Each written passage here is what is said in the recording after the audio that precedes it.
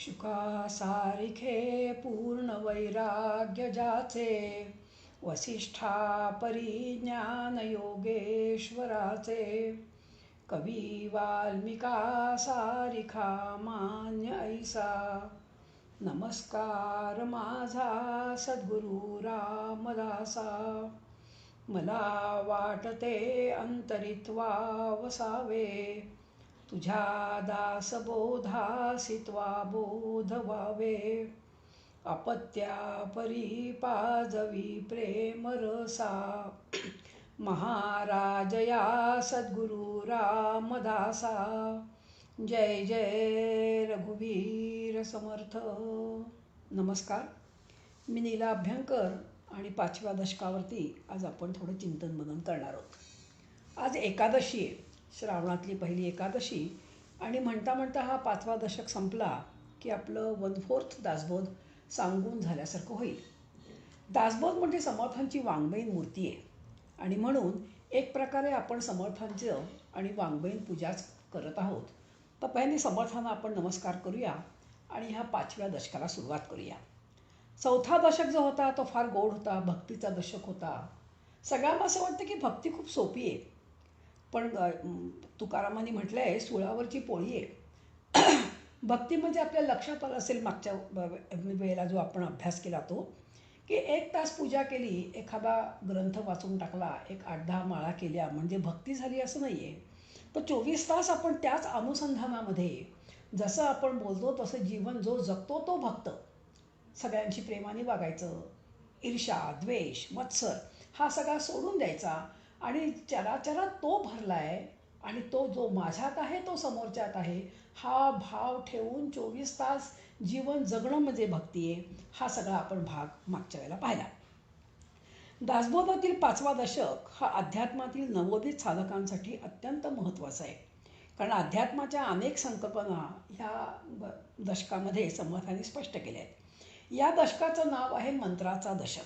मंत्र घेणं, अनुग्रह घेणं, दीक्षा घेणं ही पारमार्थिक जीवनाची सुरुवात आहे. नवोदित साधकाला अनुग्रह म्हणजे काय, गुरु कसा असावा, शिष्य कसा असावा, साधक कसा असावा, खरं ज्ञान कोणतं, व्यावहारिक ज्ञान कोणतं, हे जे सगळे प्रश्न असतात त्या प्रश्नाचा उहापोह समर्थाने या दशकात केला आहे. बद्ध, मुमुक्षु, साधक, सिद्ध या प्रकारात आपण नेमके कुठे आहोत, आपल्याला काय बनायचं आहे, हा सगळा भाग आणि ह्या 5व्या दशकामध्ये समर्थ सांगतायत. समर्थांनी असं म्हटलं आहे की मी तुमच्या पाठीशी आहे, तुम्ही साधना करा. म्हणजे हा 5वा दशक म्हणजे जणू काही चिंतामणी आहे, आपल्या इच्छा पूर्ण करणारा असा हा 5वा दशक आहे. विवेकानंदांनी एका ठिकाणी म्हटलं आहे की each soul is potentially divine. The goal is to manifest the divinity. Do this either by work or by philosophy or by worship or by psychic control. This is the whole religion. Doctrine, temples, books are but the secondary details. अशा प्रकारचा आणि ह्यानी ते म्हटलं आहे ते या 5व्या दशकाला अगदी योग्य आहे. भक्तिमार्गामध्ये गुरु हा अडथळा आहे, भाव हा मुख्य गुरु आहे. पण भक्तिमार्गामध्ये परमेश्वराचा भाव अत्यंत श्रेष्ठ आहे. अनेक संतांची जर तुम्ही चरित्र पाहिली तर संतांच्या चरित्रामध्ये भक्ती आणि भावाला खूप मोठं स्थान आहे. गुरुला त्या मानाने स्थान गौण आहे. तुकारामांच्या चरित्रात बाबाजी चैतन्याच्या स्वप्नातल्या दृष्टांताचा उल्लेख ओझरता येऊन जातो. संबंध तुकारामांचं चरित्र हे विठोबाने व्यापून टाकलं आहे. माझ्या विठोबाचा कसा प्रेम भाव, आपणची देवगुरु होय, त्याचा पांडुरंग हेच गुरु होते. तेच सगळं रामकृष्णांच्या जीवनात पण आपल्याला बघायला मिळतं. समर्थांचं चरित्र पहा, डायरेक्ट रामाशी संबंध आहे, रामाकडून अनुग्रह घेतला आहे. या राघवाचा वर पावलो सत्वर, जनाचा उद्धार करावया असा त्यांचा उत्कट भाव होता. परमेश्वराजवळ मी काही मागितले नाही, त्यानंच दिलं, तरीच जन्मा यावे, दास रामाचे व्हावे. मीराबाईंच्या जीवनामध्ये कुठेही गुरुचा उल्लेख नाही आहे. कृष्ण आणि कृष्ण, तिचा भावच कृष्णमय. श्रीधर स्वामींच्या चरित्रामध्ये समर्थ त्यांचे गुरु उठवणी वाटेस लागावे दिगंतराप्रती याप्रमाणे पळणेटकर गुरुजी म्हणाले, सर्व शिक्षण घर सोड आणि देवाच्या प्राप्तीसाठी निघ. त्यांच्याकडे एक प्रॉमिसरी नोट होती, ती जी देऊन त्यांना खूप पैसे मिळणार होते, ती त्यांनी गुरुजींना देऊ केली. म्हणाले मी जातो, पण तुम्ही ही प्रॉमिसरी नोट घ्या आणि त्याचे पैसे स्वतःला ठेवा. गुरुजी म्हणाले, तू संन्यास घ्यायला निघालायस ना, मग आता जीव त्या पैशात कशाला अडकवतेस, घाल त्या चुलीत. त्यांनी लगेच ती खरंच चुलीत फेकून दिली व एका एका वस्त्रानिशी निघाले आणि समर्थांचा फोटो समोर ठेवून अनुग्रह घेतला, साधनेला सुरुवात केली. म्हणून भावापेक्षा श्रेष्ठ काही नाही, तैसा गुरु नसावा, जेणे अंतर पडे देवा, भक्त व देव यांच्यात अंतर पाडणारा गुरु नसावा. गुरु गोविंद दोनो खडे किसको लागत पाव, असा प्रश्न कबीरांना पडला. गुरु आणि देव जर जवळजवळ उभे राहिले तर कोणाच्या पाया पडायचं. भजाया जनी पाहता राम येकू, करी बाण येकू, मुखी शब्द येकू, क्रिया पाहता उद्धरे सर्व येकू, घरी धरी जानकी नायकाचा विवकू. अशा प्रकारे दोघं जर उभे असतील तर पहिल्यांदी पाया म्हणजे गुरूंच्या पडायचं. ह्या ठिकाणी देव म्हणजे कोण, तर आपल्या घरातले जे देव असतात ते देव. आता हा जो 6वा समास शुद्ध ज्ञानाचा सांगितला आहे, हा अत्यंत चांगला समास आहे. पहिला जो समास आहे हा गुरुनिश्चय प्रथम सांगितला आहे.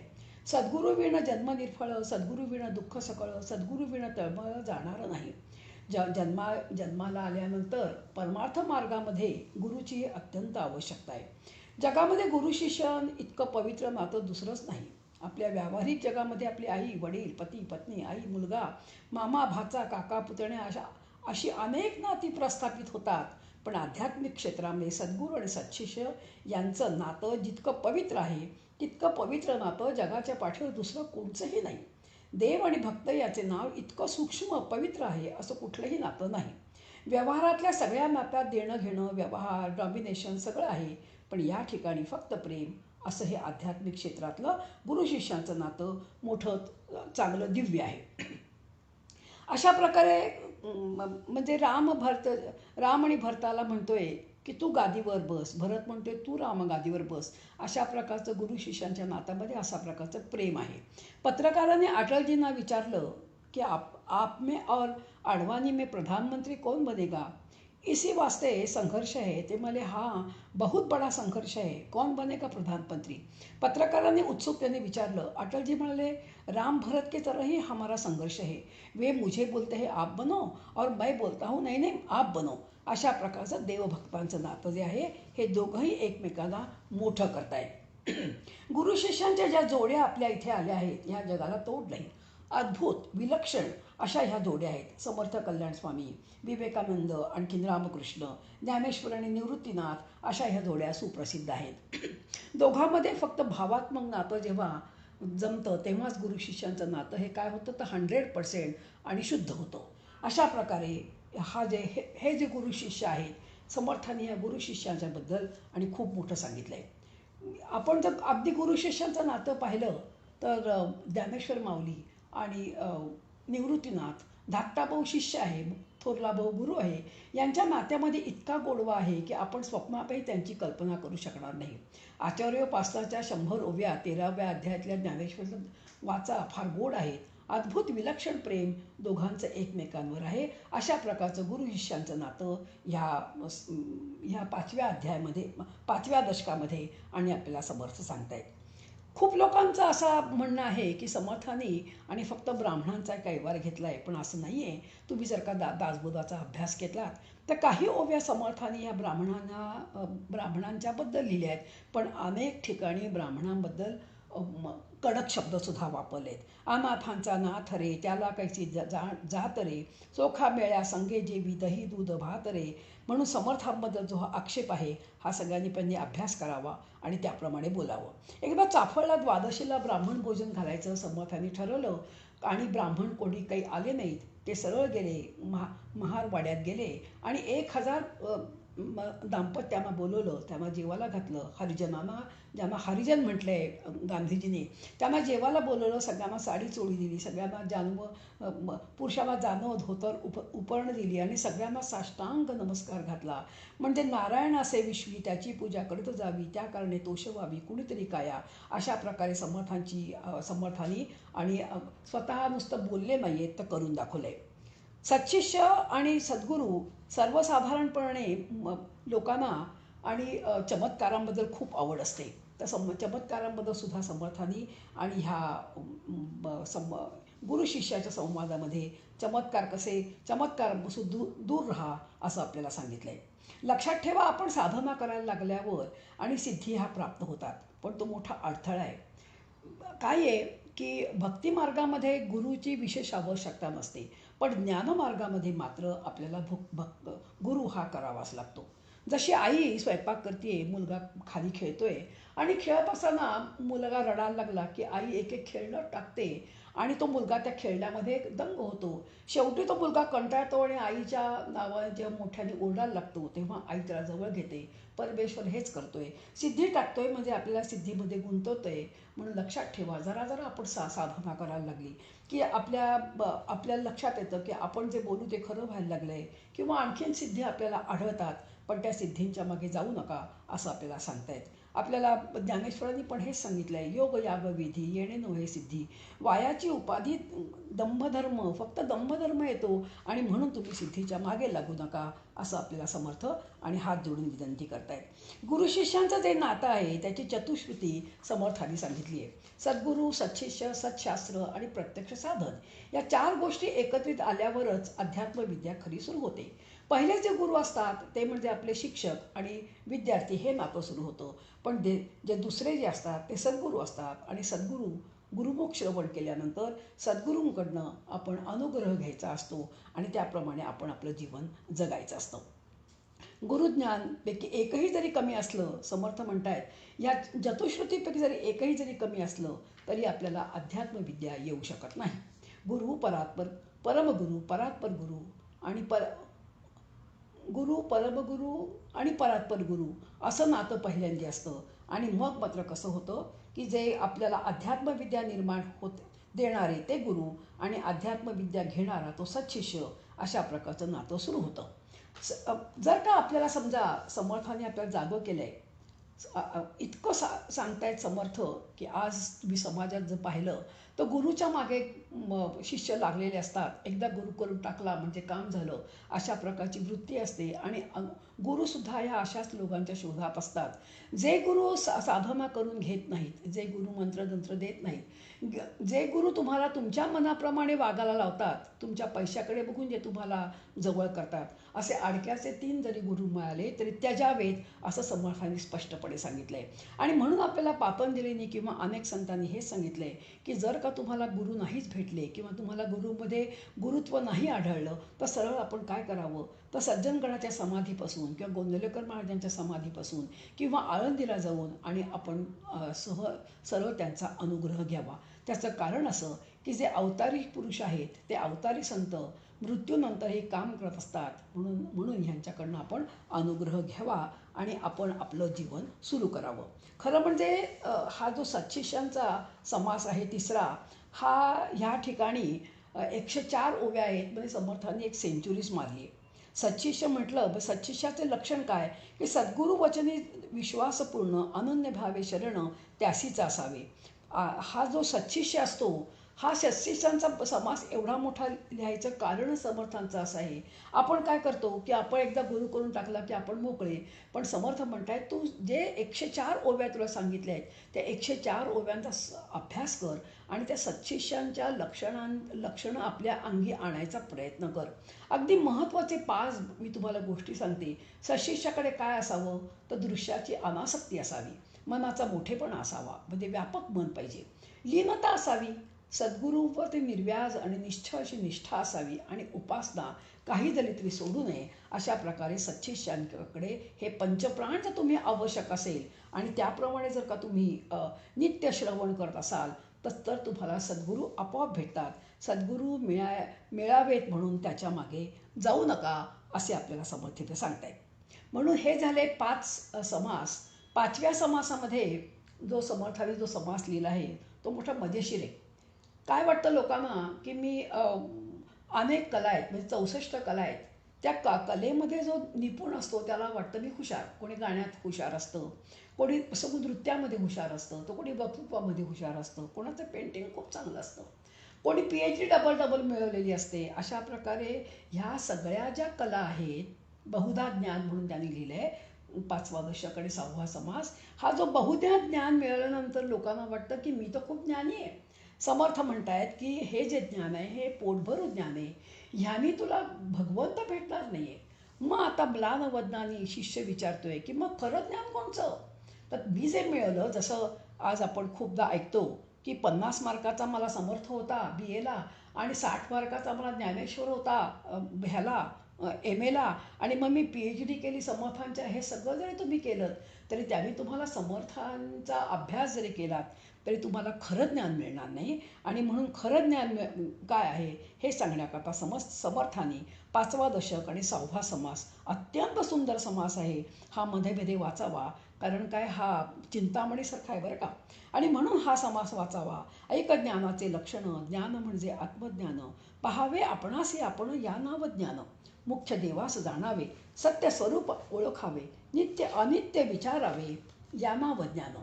जेथे दृश्य प्रकृती सरे, पाच भौतिक ओसरे, समूळ द्वैत निवारे, या नाव ज्ञान. मनबुद्धी अगोचर, न चले तर्काचा विचार, उल्लेख परे निपर, या नाव ज्ञान. पहावे आपणासी आपण. काय असतं बघा, जसं मी मागच्या वेळेला असे एक उदाहरण दिलं होतं, त्या आपल्या शेवया करायच्या वेळेला सगळं टाकून दिल्यानंतर जो रवा उरतो त्याच्या आपण जशा शेवया करतो, सगळं तसंच. असा हा जो आपल्या ज्या शरीरामध्ये 82 जी तत्व आहेत, ती 82 तत्व टाकून दिल्यानंतर आज ते चैतन्य म्हणजे पंचकोश आपल्याकडे आहेत, या पंचकोशांनाही आपण जर का बाजूला केलं तर आज जे उरतं तो आनंदमय कोश. आणि आनंदमय कोशच्या ज्या आत आहे, आणि ते आत जे आहे ते चैतन्य आहे, आणि ते चैतन्य म्हणजे मी आहे. मी जेव्हा झोपतो तेव्हा माझं हृदय जो चालवतो, मी जेव्हा बसल्यानंतर माझा हात पाय जो माझा चालवतो, डोळ्याच्या मागे जो डोळा आहे त्या डोळ्याला शक्ती जो देतो तो मी आहे. म्हणून पहावे आपणासी आपण. म्हणून दोन आपण आहोत, एक मी खरा आणि एक खोटा. जन्मभर आपण त्या खोट्या मी मध्ये असतो. मी म्हणजे कोण, माझं मत काय आहे, माझी इच्छा काय आहे, माझा संसार कसा आहे, ह्याच्यामध्ये जीवनभर आपण असतो. पण त्यातला जो आतला जो मी आहे त्या मीला कधी आपण जाणतच नाही, कारण आपल्याकडे वेळच नसतो. आपण कायम बहिर्मुख असतो. जेव्हा आपण अंतर्मुख होऊ तेव्हा आपल्याला आतला मी आपल्याला कळेल. म्हणून एक आहे बिंब, दुसरा आहे प्रतिबिंब. एक आपण भासमान, दुसरा आहे वास्तव.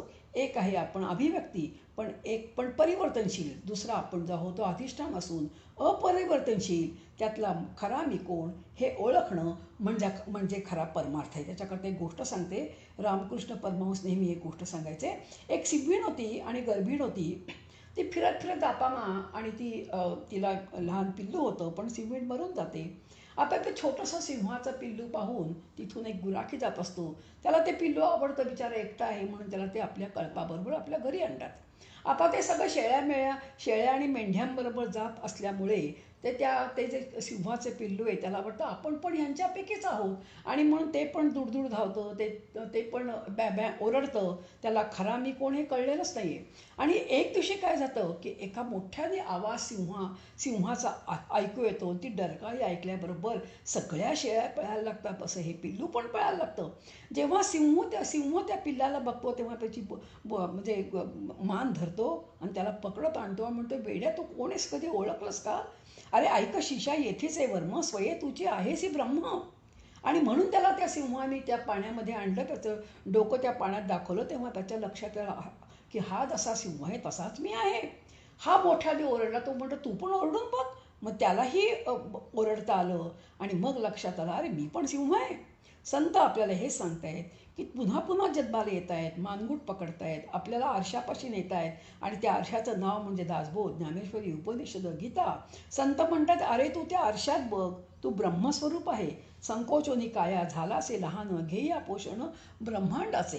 तुकाराम महाराज म्हणतात, घेऊनी अकलेचा पवाड, व्हावे ब्रह्मांडाहून जाड, तेथे कैसे आडिले द्वाड करंटपण. अरे तू संकोचित झाला आहेस, आणि म्हणून तुला वाटते की मी म्हणजे कोण आहे, तर मी म्हणजे देह आहे. मी म्हणजे देह नाही आहेस. आपल्याला समर्थ हे सांगताय दासबोधामध्ये की सर्वांगीण विकास आपला करतायत ज्ञानमार्गामध्ये. आपलं जे मूळ स्वरूप आहे, जे आपण विसरले आहोत, ह्या जन्मात नाही, आपण अनेक जन्मापासून आपण हे विसरलेलं आहोत. आणि म्हणून ते आपल्याला दाखवत आहेत की तू म्हणजे कोण आहे, तर तू म्हणजे चैतन्य आहेस. अहम ब्रह्मास्मी. विवेकानंदांनी म्हटले, उठा जागे व्हा, तुम्ही अमृताचे पुत्र आहात नरसिंहानू लक्षात घ्या. तुम्ही पराक्रमी सिंह आहात ही दुर्बलता टाकून द्या. अर्जुनाला कृष्णाने तेच म्हटले, अरे सगळं द्रौबल्य टाक, संन्यास घ्यायला जन्माला तू काय आलायस का? तू क्षत्रिय आहेस, उठ पराक्रम कर, हातामध्ये घे शस्त्र आणि हो तयार. आपल्याला आपण समजावून सांगताय ज्ञान कशाला म्हणतात, तर पाहावे आपणासी आपण, या नाव ज्ञान खोटा मी कल्पित मी भासमी, जो मी जन्मोजन्मी मी म्हणजे कोण, मी म्हणजे हात, मी म्हणजे पाय, मी म्हणजे चित्त, मी म्हणजे हा जो मी आहे ह्याला फाडून टाकून जो आतला मी आहे त्या आतला मी म्हणजे मी हे आपल्याला आणि ह्या ठिकाणी समर्थ सांगतायत. खोट्या मीचा निराश करायचा, खोटा मी टाकून द्यायचा, खोटा मी कल्पित आहे, मी भासमान आहे. आणि अशा प्रकारे समर्थ आपल्याला ह्या ठिकाणी जागे करतायत. अशा प्रकारे हा जो 6वा समास आहे, ह्या 6व्या समासामध्ये आपल्याला समर्थ हे सांगताय की तू म्हणजे कोण आहेस, जे आपण शंकराचार्यांना म्हणतो ना, मनोबुद्धी अहंकार चित्ता आणि नाहम मन, तेच ते इथे आहे. मी सच्चित आनंद स्वरूप आहे. हे जेव्हा मी जाणतो तेव्हा मी खरा शांत होतो, मनाची धडपड शांत होते, जाणून घेण्याची इच्छा राहत नाही, बाहेर काही मेळावाशी धारणा राहत नाही. इतके दिवस धाव धाव धालो म्हणून समर्थ म्हणतात, बहु हिंडता सौख्य होणार नाही, शिणावे परी नातुडे हित काही. म्हणून आपणच काय करायचं आहे, आपण अंतर्मुख होऊन आणि आपण आपला अभ्यास करायचा आहे की खरं खरं मी कोण. काय होतं, पहिल्यांदा देह माझा वाटतो, मग देहावर मी प्रेम करायला लागतो, मग ममत्व म्हणजे माझे आणि माझेपणातून हेच मी आहे असं वाटायला लागतं. पहिल्यांदा माझा देह, माझं मन, मग मी म्हणजे मन, मग मी म्हणजे मन कसं, मी म्हणतो माझं मन, माझा हात, माझा पाय, म्हणजे मी हा पायापासून वेगळा आहे. मी कादंबरी वाचली आणि माझ्या मनाला हुरहुर वाटायला लागली, आपण असं म्हणतो. म्हणजे मी कादंबरी वाचली म्हणजे कोणत्या मीने वाचली, आता तुम्हाला हे हळूहळू कळायला लागेल. आणि अशा प्रकारे आपण खरा मी जो आहे त्या खरा मीचा आपण शोध घ्यायचा आहे, तत्वांचा निराश करायचा आहे. हा सगळा भाग आता आपल्याला पुढच्या दशकामध्ये येणारच आहे. आणि अशा प्रकारचा सुंदर बोध आपल्याला समर्थ ह्या ठिकाणी 6व्या दशकामध्ये 6व्या समासामध्ये करतायत. यानंतर लागोपाठ 4 समास बद्ध, मुमुक्षू, साधक आणि सिद्ध असे आहेत. स्वभावानुसार माणसाचे 4 प्रकार सांगितलेत आणि ह्या 4 प्रकारांपेक्षा 5वा प्रकार ह्या जगात नाही. पहिल्यांदा आपण एक पहिली गोष्ट बघूया, म्हणजे मग तुम्हाला पक्की कळेल. कालयवनाची गोष्ट आहे. कालयवन धावत धावत निघालाय कुठून, तर हा मथुरेहून निघालाय. पुढे धावतोय कृष्ण आणि मागून धावतोय कालयवन आणि धावत धावत धावत उत्तरेपर्यंत आलाय. कृष्णाने काय आयडिया केली, एक जण झोपला होता, आपल्या अंगावरचा जो शेला होता तो त्या माणसाच्या अंगावर घातला आणि आपण एका दारामागे लपून बसला. कालयवन धावत धावत आला. कालयवन म्हणजे मुळात खरं एका ऋषींचा ऋषा आहे, अत्यंत ज्ञानी आहे, पण त्यांनी एका यवनाने लहानाचं मोठ्या केल्यामुळे त्याचं नाव कालयवन पडले. त्यांनी पाहिलं धावत धावत आलाय, नुसता इतका ऊर फुटेपर्यंत थकलाय बिचारा, आणि त्यांनी पाहिलं इथे येऊन झोपलाय, होय रे कृष्णा म्हणून लाथ मारली जोराने. आणि जो उठला त्यांनी डोळे उघडले आणि पाहतो तो काय, कालयवन मरून पडला. तर हा जो उठला त्याचं नाव आहे मुचकुंद राजा. तो म्हणतो कमाल झाली, असं काय झालं, हा आहे तरी कोण. आणि मी त्याला पाहिल्याबरोबर हा कसा मरण पाला. इतक्यामध्ये कृष्ण बाहेर आला आणि तो म्हणाला, अरे मीच सगळी ही योजना केली होते, मग तू आहेस कोण आणि किती तेजपुंज आहेस आणि हा म्हणजे कुठलं युग सुरू आहे. तेव्हा तो म्हणाला, माझं नाव हे द्वापार युग सुरू आहे आणि माझं ह्या जन्मातलं नाव आहे श्री कृष्ण वसुदेव. मी वसुदेवाचा मुलगा आहे.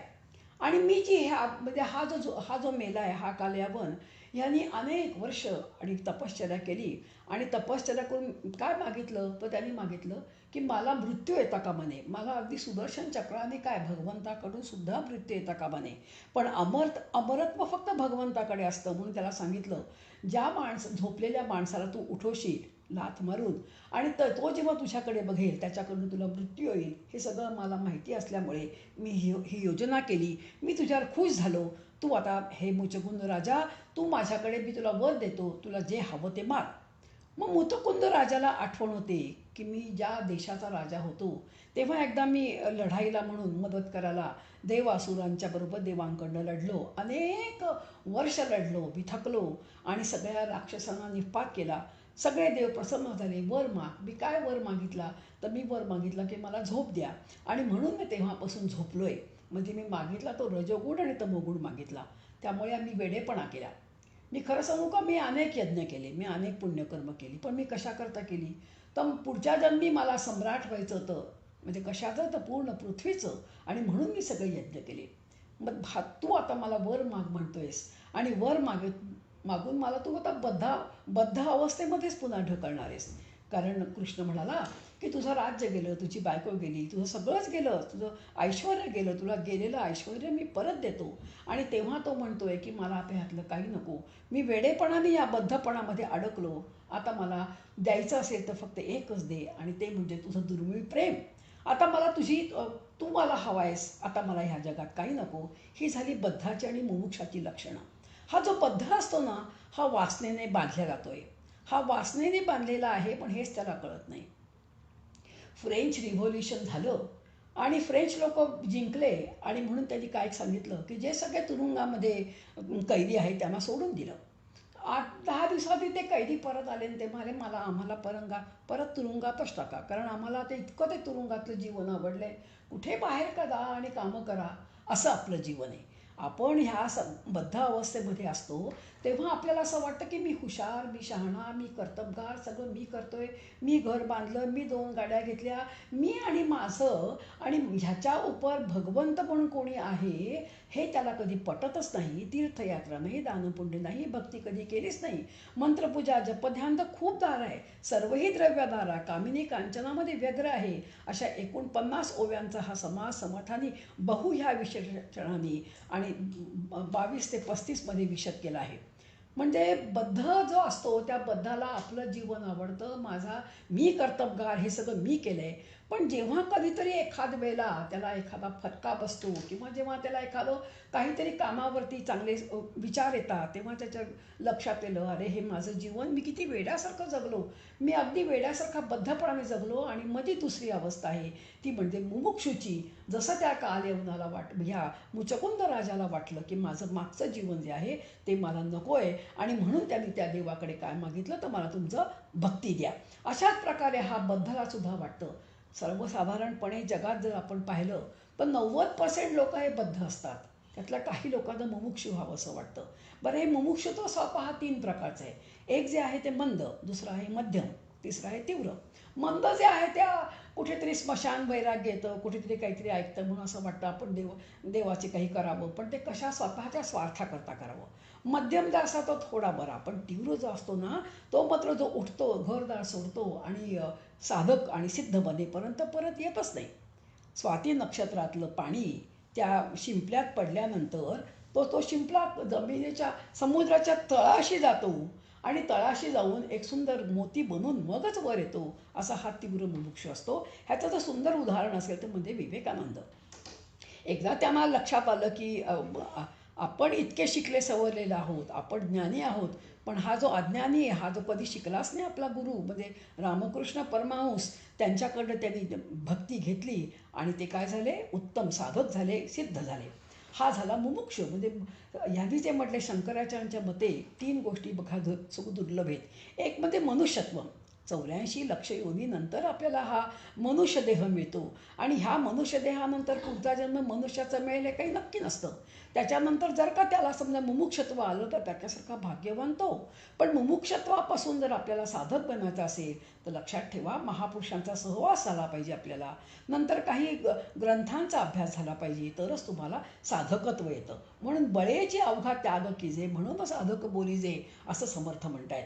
पहा, हा जो एखादा मुमुक्षू, तीव्र मुमुक्षू जो असतो ना, आणि मग हा साधक बनतो, आणि त्यांना ज्या संतांना शरण गेलो त्यावर तो पूर्ण श्रद्धा, हा विश्वास ठेवतो, त्यांनी सांगितलेल्या साधनेप्रमाणे हा वागायचा प्रयत्न करतो, देहबुद्धी दूर करतो. कारण काय, इतके दिवस नुसते ह्या जन्मात नाही, अनेक जन्मापासून देह म्हणजे मी, आणि देहाचेच सोचले.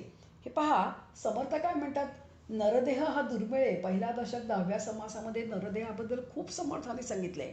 पण नरदेहाची हेळसांड काही करू नका. आता माझा पाठीराखा परमेश्वर आहे, समर्थ माझ्या पाठीशी आहेत, म्हणून तुम्ही जर नाकाला मास्क न लावता बाहेर गेलात तर काय होईल? तो कोरोना तुमच्यावरती नक्कीच म्हणजे आक्रमण करेल. आणि म्हणून जर आपल्याला हे करायचं, साधना करायची असेल, साधक व्हायचं असेल, तर देहबुद्धी पूर्ण जरी टाकली तर देहाची आपण हेळसांड करता कामा नये. बरं, गंमत अशी आहे, ही जी देहबुद्धी आहे ना, त्याची मोठी पिलाबळ आहे. कोणकोणची? स्वार्थ, आसक्ती, भ्रामक कल्पना, माया, ममता, भावना, आकांक्षा यांना आपण दूरच केलं पाहिजे. ज्या गोष्टी, जे मित्र, ज्या सवयी आपल्या पूर्वीच्या होत्या. काही लोकांना मॅचेस, क्रिकेटच्या मॅचेस बघायला आवडायच्या. रात्रंदिवस प्रत्येक प्रत्येक बॉल कसा मारला आणि प्रत्येक बॅट कशी मारली, अत्यंत ह्यानी बघायचे. आणि मागची मॅच कशी, त्याच्या मागची मॅच कशी. जेव्हा तुम्ही साधक होताय त्यावेळेला तुमच्या ह्या ज्या सवयी आहेत, ह्या सवयी तुम्हाला हळूहळू कमी करायला पाहिजेत.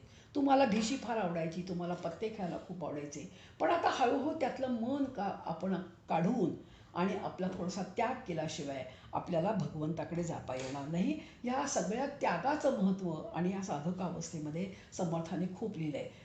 प्रत्येक गोष्टीचा आणि महत्त्वाचा त्याग तुम्ही करायला पाहिजे. आणि तुम्ही कशाचा त्याग करायला पाहिजे? पूर्वी साड्यामध्ये आवड होती, पूर्वी खाण्यामध्ये आवड होती, पूर्वी गप्पा मारण्यामध्ये आवड होती. आता आपण जर का समजा धरून चला, चातुर्मासामध्ये काही नियम केलेत, मी एवढा जप करेन, मी एवढा ग्रंथ वाचीन, मग तुम्हाला ह्या सगळ्याचा त्याग केल्याशिवाय ह्या गोष्टी येणार नाहीत. तुम्हाला जर का साधक व्हायचं असेल, तुम्हाला जर भगवंताची प्राप्ती करून घ्यायची असेल, तर तुम्हाला काही नियम लावून घ्यायला पाहिजेत. तुम्हाला बळेची त्याग करायला पाहिजे.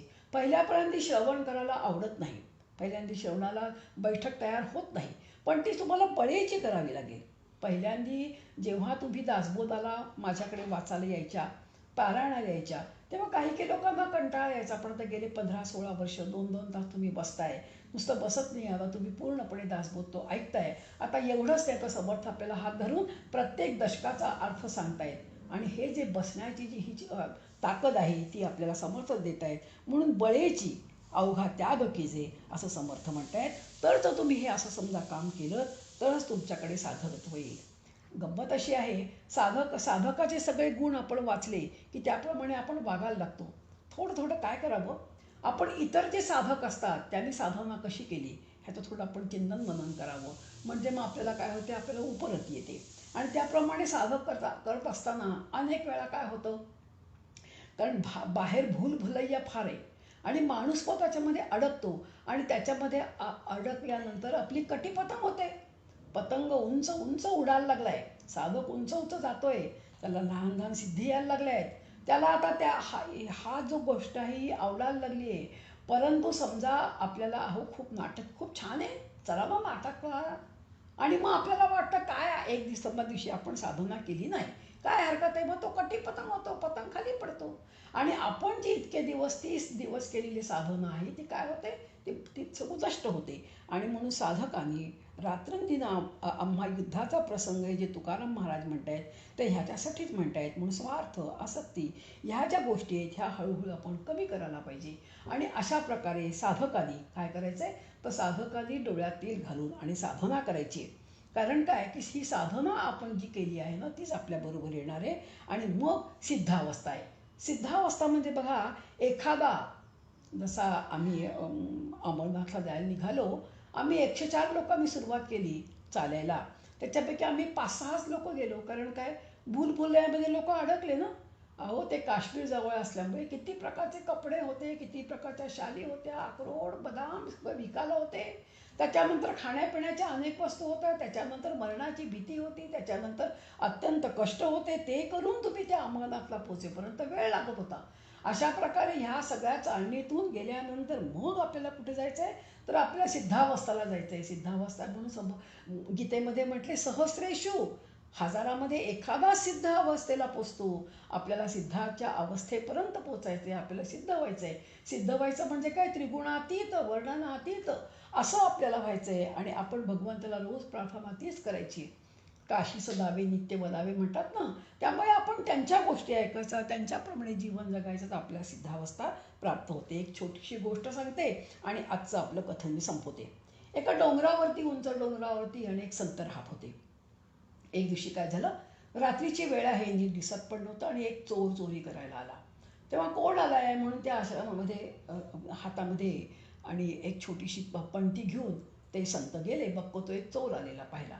तेव्हा ते म्हणाले, तू कोण आहेस? तर म्हणे, खरं सांगू का, मी तुम्हाला इथे चोरी करायला आलोय. अरे तू चुकीच्या जागी आलास, म्हणजे आलास बाळा, माझ्याकडे काही नाहीये. बरं तुझं अगोदर काही सांगून ठेवलं असतंस ना 2-3 दिवसा, तर काही मी जमवून ठेवलं असतं, कारण मला कोणी कोणी काय काय आणून देतं, पण मी सगळं वाटून टाकतो. त्यामुळे माझ्याकडे काही दे, तुला जर काही काही हवंच असेल ना, तर एक ब्लँकेट आहे बघ, तू हे माझं ब्लँकेट घेऊन जा. बरं तुला डोंगरावरून खाली जायला, वर जायला त्रास होईल, मी तुला अर्ध्या वाटेपर्यंत हे ब्लँकेट. हे सगळं ऐकल्यावर चोर म्हणतो, आहे तरी कोण माणूस, मला बघून जो तो घाबरतो, मला मारतो, आणि हा मला ब्लँकेट देतोय, तो मला तुमच्याकडचं मला काही नको, आणि म्हणून चोर निघून जातो. बरेच दिवस जातात, आणि एकदा ह्या चोराने खूप मोठी चोरी केली असते, आणि न्यायाधीशासमोर ह्या चोराला आणतात. तेव्हा ते न्यायाधीश म्हणतात, तुला या गावामध्ये कोणी ओळखणारा आहे का, आणि त्यांनी तुला जर म्हटलं तू चोर नाहीस तर तुला मी सोडून देईन. मग असं म्हटल्यानंतर त्याला एकदम त्या संतांची आठवण येते. तो म्हणतो, त्या आश्रमात जे राहताय ना, म्हणे महाराज, त्यांना तुम्ही बोलवा, ते काय सांगतात ते ऐका. महाराजांना बोलवलं. न्यायाधीश म्हणाले, आपण आलात, कारण न्यायाधीश नेहमी त्या महाराजांकडे जाणार आहे. म्हणे हो. मग हा कसा आहे? म्हणे हा खूप चांगला आहे. हा जेव्हा माझ्याकडे आला, त्यांनी काही माझ्याकडे चोरी नाही गेली, आणि इतका प्रेमळ स्वभावाचा. त्याला मी थंडी होती म्हणून ब्लँकेट दिलं, त्यांनी माझ्याकडून ब्लँकेटही घेतलं नाही. असा हा माणूस आहे, आणि तुम्ही याला चोर काय म्हटलं, द्या सोडून त्याला. म्हणजे बघा, संत असतात ते चराचरामध्ये भगवंत बघतात, त्यांना ह्या चोरामधला चांगला गुण दिसला. म्हणजे जशी ती महात्मा गांधींची गोष्ट आहे. महात्मा गांधींना जेव्हा ह्याच्यावरून जात आहेत, बोटीवरून जात आहे, आणि बोटीतून जाताना एका त्यांच्या खलाशाने खूप राग आला, कारण काय ते नुसते साधे कपडे, फक्त धोतर नेसायचे, वरती काही नाही, आणि बाकी सगळे टाय सुटापुटामध्ये असायचे, म्हणून त्यांचं वागणं त्या खलाशाला काही आवडत नव्हतं. म्हणून त्यांनी काय केलं, एक दिवशी खूप 8-10 पानावर त्यांना शिव्या घातल्या. यू फूल, तुम्ही कसे ब्लडी फूल आहात, आणि तुमचा भारत देश कसा बेकार आहे. आणि त्याला एक टाचणी लावली. ते म्हणाले, आज आता हा, म्हणजे गांधीजी खूप चिडतील आणि मला मारायला उठतील. थोड्या वेळाने हा गेला, आणि तेव्हा, तुम्हाला कागद मिळाले का? म्हणे हो मिळाले. मग तुम्हाला काही नाही वाटलं? म्हणे काही नाही वाटलं. म्हणे का बरं? त्यातलं म्हणे जे उपयोग होती ती टाचणी, ती मी ठेवली, आणि कागद सगळे टाकून दिले. असे हे संत असतात. आणि म्हणून त्यांनी सांगितलं की हा तो खूप चांगला आहे. आपण जेव्हा चोर घरी आला तेव्हा विचार करतो, काय कमाल आहे याची, अरे हा हा आहे तरी कोण. आणि मग आता हळूहळू त्या चोरामध्ये बदल झाला, आणि हा खूप मोठा त्या महापुरुषांच्या हाताखालचा मोठा शिष्य झाला. असे हे सिद्ध असतात. सिद्ध जे असतात ते सगळ्या प्रत्येक माणसातला चांगला गुण जो असतो तो घेतात, तो तो तो टिपतात, आणि त्याला ते काय करतात, त्याला ते मोठं करतात. अशा ह्या सिद्धांच्या लक्षणामध्ये ह्या सगळ्या 5व्या दशकातला हा जो सिद्ध लक्षण समास आहे, या सिद्धांना आणि समर्थांना आपण नमस्कार करूया, आणि आम्हाला चांगले साधक बनवा, आणि आमच्यातल्या ज्या दुर्मतीत ज्या वाईट गोष्टी आहेत त्या आम्हाला टाकायला मदत करा, एवढी प्रार्थना करून आज मी इथेच थांबते. जय जय रघुवीर समर्थ.